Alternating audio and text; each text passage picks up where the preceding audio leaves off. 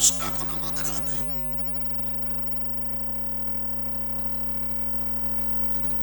আমার আপন মামাতো ভাই টিআইজি, আমি গেছি বাঁশখালী, চট্টগ্রাম।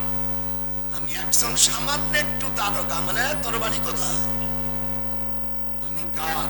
টিআইজির বড় ভাই। তুই সামান্য একটু পুলিশ, লাশটা এখন আমাদের হাতে। আমি ঢাকা ইউনিভার্সিটির আইনের প্রফেসর ছিলাম, আইন আমাকে শিখাইতেছি। স্যার ইসলাম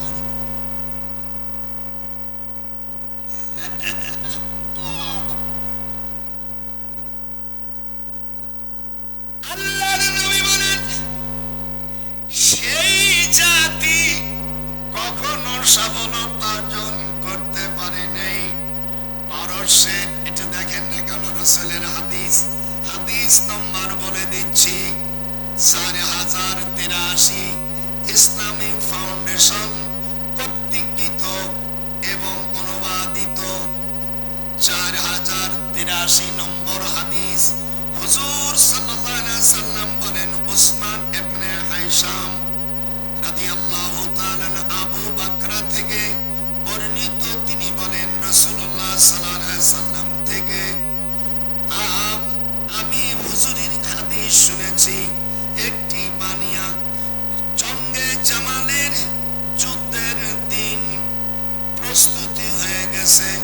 যে সময় আমি কিভাবে এই ঘটনাটা আমি মিলিত করলাম, জামাল যুদ্ধের সঙ্গে শরীক হতে প্রস্তুত করেছিলাম। আবু বকর বলেন, সেই বাণীটি হলো যখন নবী করিম সাল্লাল্লাহু আলাইহি সাল্লাম বললেন, পারস্যবাসী তাদের কন্যাকে বাদশা নিয়োগ করেছে, তখন হুজুর বলছেন কোন সময় তারা সাকসেস হবে না।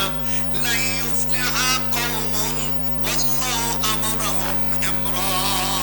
নবীজির হাদিস, যারা মুসলমান তারা ভালোবাসবে, যারা মুসলিম তারা হাত উঠাবে না। হাত উঠা। হুজুর বলছেন সেই জাতি কখনো সফলতা অর্জন করতে পারেনি। পারস্যবাসী যখন তাদের কন্যাকে, যখন তাদের ওই কাজে আদিষ্ঠিত করেছেন, যেরকম নাউজুবিল্লাহ, আপনি যদি আপনার ঘরের স্ত্রীকে সংসারের দায়িত্ব দিয়ে দেন তাহলে কুফরি হবে। একটু ভালো করে শোনো,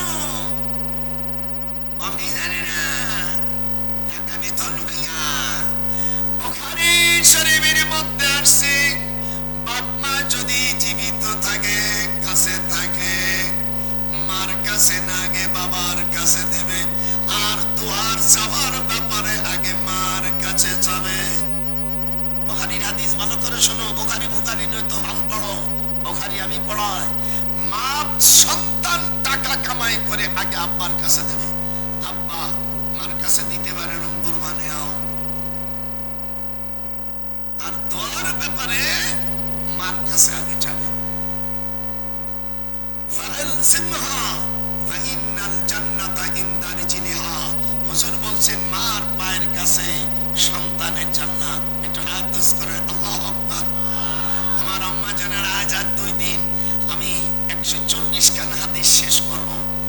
তোমরা যদি সকলে চলেও যাও, আমি একা একা বলে দিয়ে চলে যাবো, কিন্তু আসামি বানাইতে হবে তোমাদের। এই অপরাধ করেছে টুঙ্গিপাড়া গোপালগঞ্জ দেখতে আসছি, একান্ত 399 কিলোমিটার দূর থেকে চলে আসছি। এরপরে তোমরা ঘরে বসে থাকবা।